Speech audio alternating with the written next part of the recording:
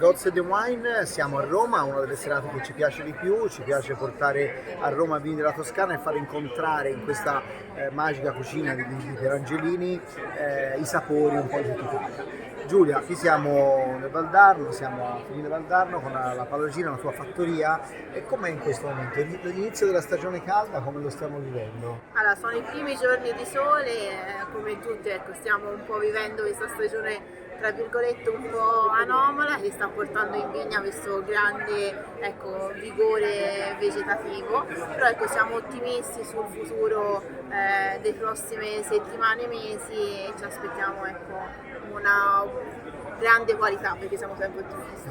Ecco, a proposito di grande qualità, questo è un rosa con cui iniziate la stagione, è appena arrivato sul mercato 2022, è un vino molto adatto a questo periodo, anche come abbinamento. Esatto, la Juventi è un vino che aspettava i primi caldi per poter degustare sia a bordo piscina ma anche con abbinamenti diciamo un pochino più strutturati. Qui siamo a Roma, cosa l'abbiniamo? Un rosa da Sangiovese, vecchie vigne a Roma. Allora, per abbinarlo con uno dei piatti tipici della tradizione romana direi una buona amatriciana.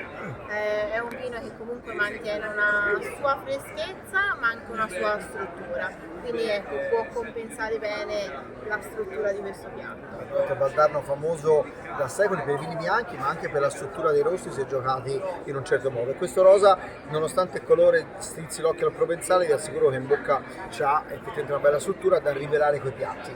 E invece ecco il principe veramente dei vini della zona del Chianti, siamo un passo poi al Chianti classico con questi terreni un po' particolari. Ecco, qui cosa assaggiamo? Assaggiamo il Chianti, il vino più importante Esatto, tradizione del territorio vuole appunto il Chianti, anche noi come azienda produciamo questo vino, il 100% sangiovese con questa etichetta molto particolare, disegnata e pensata dai bambini perché oltre alla produzione del vino facciamo anche attività di fattoria didattica, non per indurre a bere dalla giovane età, ma pensiamo alla tradizione vitivinicola, è una tradizione ecco, intrinseca della nostra tradizione ed è bene anche trasmetterla ai più piccoli e alle famiglie che vogliono visitare questi vini. In effetti questo è un vino schietto, diretto, immediato, colore splendido e questa nota salina in fondo che mi viene voglia veramente di stapparlo bello, gradevolissimo anche così, ma anche a tavola. Questo qui su cosa andiamo a benissimo qui a Roma? Allora, su questo vino si può fare diciamo, un collegamento più diretto anche con la cucina toscana, quindi anche con una trippa che riprende sia la tradizione toscana ma anche la tradizione romana. In effetti ci ha messo voglia, ha messo sete e anche tanta fame. Grazie Giulia.